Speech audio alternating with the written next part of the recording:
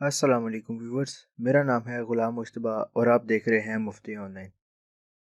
Viewers, जैसा कि आप जानते हैं कि मुफ्ती ऑनलाइन एक ऐसा चैनल है जो आपको आपके तमाम मसाइल में हर किस्म की रहनुमाई फराहम करेगा। और ये रहनुमाई भी कोई आम रहनुमाई नहीं होगी, बल्कि मुल्क पाकिस्तान के मायनाज मुफ्ती अब्दुल क़य्यूम खान हज़ारवी साहब के फतवा जात में से आपको रहनुमाई देगा। सो चैनल को सब्सक्राइब कर लें और बेल के आइकन को भी प्रेस कर लें ताकि हर अपलोड होने वाला नया फतवा आपके पास बर वक्त पहुँच सके। सो व्यूवर्स, चलते हैं अपने पहले सवाल की तरफ, जो कि ताल्लुक़ रखता है जदीद मसाइल से। पहला सवाल ये है कि क्या प्रोविडेंट फंड से मिलने वाला मुनाफा जायज़ होता है कि नाजायज़।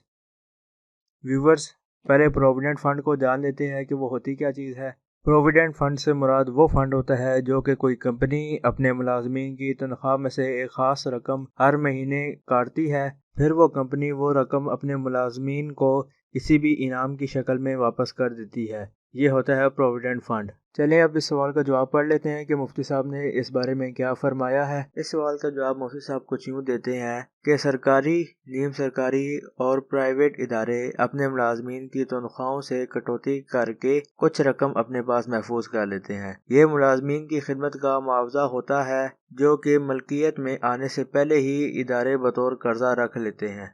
इस कर्जे के बाद मुलाजमीन की हैसियत कर्ज ख्वाह यानी कर्ज देने वाला और इदारे की हैसियत मकरूज की हो जाती है।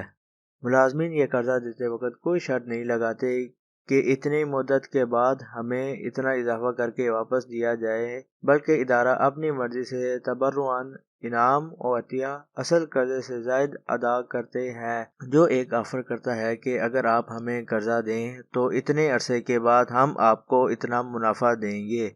इसलिए प्रोविडेंट फंड से मिलने वाली असल रकम और जायद दोनों ही जायज़ हैं। हमारी दानिश में प्रोविडेंट फंड का मामला कर्ज का है। कर्ज में सूद की सूरत तब पेश आती है कि जब कर्ज ख्वाह और मकरूज के दरमियान होने वाले मुआहदे में ज्यादती को मशरूत किया जाए। प्रोविडेंट फंड के मामले में जानिबैन की तरफ से ज्यादती को मशरूत नहीं किया जाता, बल्कि इदारा यकतरफा तौर पर ज्यादा अदा करता है, जो मकरूज की तरफ से कर्ज ख्वाह के लिए हदिया और अतिया है, जो शरअन जायज और सुन्नत रसूल सल्लल्लाहु अलैहि वसल्लम से साबित है।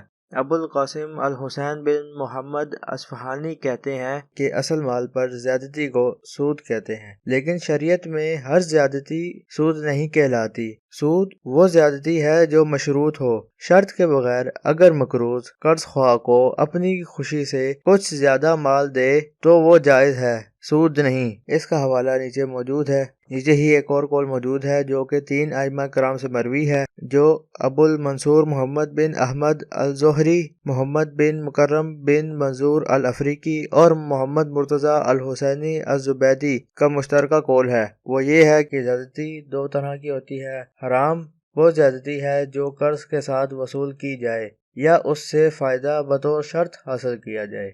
जो हराम नहीं वो ये है कि मकरूज मुद्दत मुकर्रर पर असल रकम से जायद बतौर हिबा कुछ इजाफी माल कर्ज ख्वाह को गैर मशरूत तौर पर दे।